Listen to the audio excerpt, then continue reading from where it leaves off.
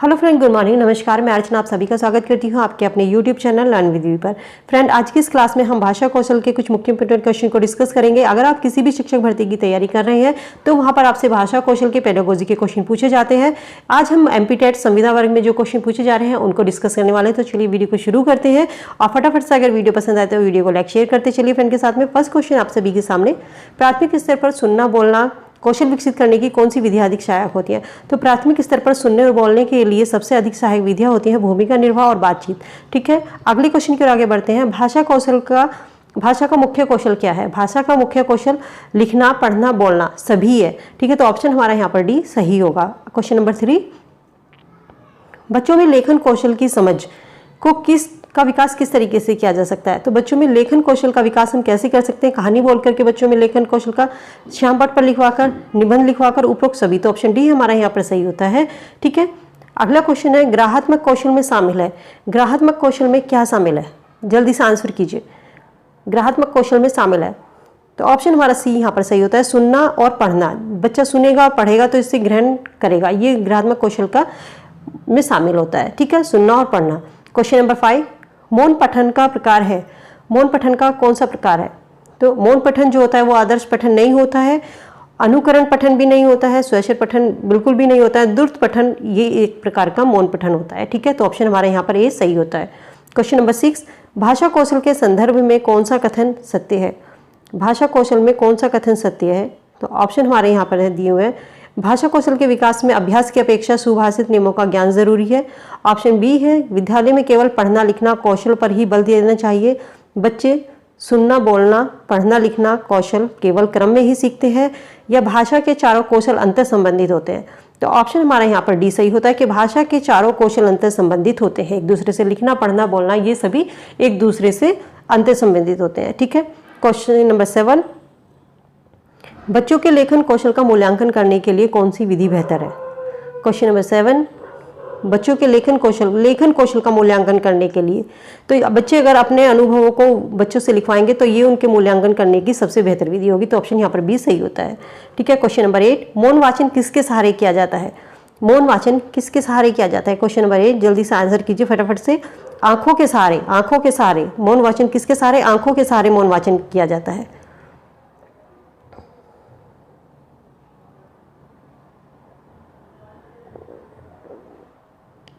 Question number 9, बोलने या वाचन कौशल का विकास होता है। बोलने का या वाचन कौशल का विकास किस तरीके से होता है? अनुकरण वाचन से। जब हम अनुकरण करते हैं तो इससे हमारा बोलने का और वाचन का कौशल विकास होता है। क्वेश्चन नंबर 10, भाषा कौशल में मौलिकता लाने के लिए कौन सी विषय वस्तु उपयुक्त नहीं है? भाषा कौशल में मौलिकता लाने के लिए कौन सी विषय वस्तु उपयुक्त नहीं है? तो ऑप्शन हमारा यहाँ पर सही होता है डी, कहना। ठीक है, अगला क्वेश्चन है क्वेश्चन नंबर 11, निम्नलिखित सामग्री को मन ही मन आवाज किए चुपचाप पढ़ना क्या कहलाता है? चुपचाप पढ़ना क्या कहलाता है? तो ऑप्शन यहाँ पर सही होता है मौन वाचन। चुपचाप पढ़ना मौन वाचन कहलाता है। ठीक है, अगला क्वेश्चन है क्वेश्चन नंबर 12, पठन शब्द पठन की विधि नहीं है। शब्द पठन की विधि नहीं है। ऑप्शन हमारा सही होता है डी, पठन अनुकरण विधि शब्द पठन की विधि नहीं है। क्वेश्चन नंबर 13, मौन वाचन के संबंध में असत्य कथन है क्या? मौन वाचन केवल गद्य कहानी उपन्यास में ही शिक्षण किया जाता है, ये बिल्कुल भी सही नहीं है। केवल नेत्र व मस्तिष्क में सक्रिय रहते हैं। मौन वाचन में कभी कभी वाचन संबंधी झिझक समाप्त हो सकती है। तो ये ऑप्शन यहाँ पर बिल्कुल, मौन वाचन में कभी भी वाचन संबंधी झिझक समाप्त नहीं होती। ठीक है, इसके अलावा मौन वाचन अनुशासन स्थापित करने में भी सहायक है। नेत्र और मस्तिष्क में सक्रिय रहते हैं और केवल गद्य उपन्यास शिक्षण में ही ये किया जाता है। ठीक है, तो ऑप्शन हमारा यहाँ पर जो सही होगा वो ऑप्शन होगा सी। भाषाई कौशल है। भाषाई कौशल कैसा है? ठीक है, भाषाई कौशल क्या है? तो ऑप्शन हमारा सही होता है यहाँ पर डी, दक्षता प्राप्त करना। भाषा कौशल क्या है? दक्षता प्राप्त करना। क्वेश्चन नंबर 15, मौन पठन का लाभ है। मौन पठन का लाभ है, आपको आंसर करना है, फटाफट से आंसर कीजिए। क्या ऑप्शन होगा? 15 का बी यहाँ पर, स्वाध्याय की प्रवृत्ति विकसित होती है। मौन पठन से स्वाध्याय की प्रवृत्ति विकसित होती है। क्वेश्चन नंबर 16, बच्चों को लिखना सिखाने में सबसे अधिक महत्वपूर्ण है। बच्चों को लिखना सिखाने में सबसे अधिक महत्वपूर्ण है तो विचारों की अभिव्यक्ति, यहाँ पर ऑप्शन ए हमारा सही होता है। लिखना सिखाने में बच्चे के विचारों की अभिव्यक्ति होती है। क्वेश्चन नंबर 17, भाषा कौशल का विकास किया जा सकता है किस प्रकार से? भाषा कौशल का विकास किस प्रकार से किया जा सकता है? भाषा कौशल का विकास किस प्रकार से किया जा सकता है?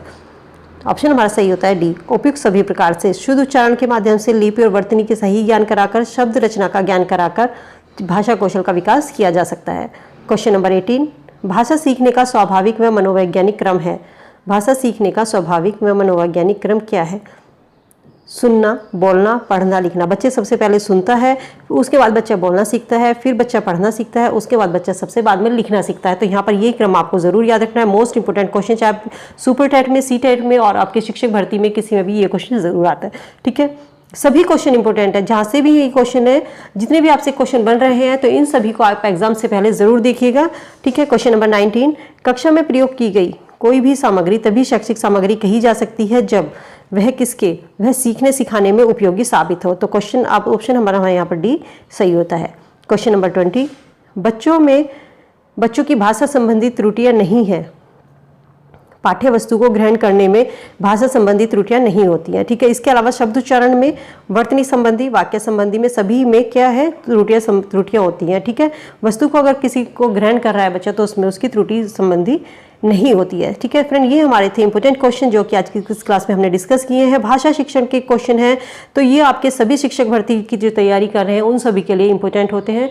तो उम्मीद करती हूँ वीडियो आपके लिए यूजफुल होगी। फ्रेंड, वीडियो कैसी लगी है फीडबैक कमेंट सेक्शन में कमेंट करके जरूर दीजिएगा। अगर शिक्षक भर्ती की तैयारी कर रहे हैं तो उसके लिए चैनल से जुड़ सकते हैं। चैनल को सब्सक्राइब करके बेल आइकन प्रेस कर लीजिए, जिससे आपके एग्जाम से रिलेटेड जो भी मैं यहाँ वीडियो अपलोड करती हूँ आपको समय से मिल सके। मिलती हूँ नई वीडियो में, तब तक के लिए good bye, be happy, be safe. Thank you so much.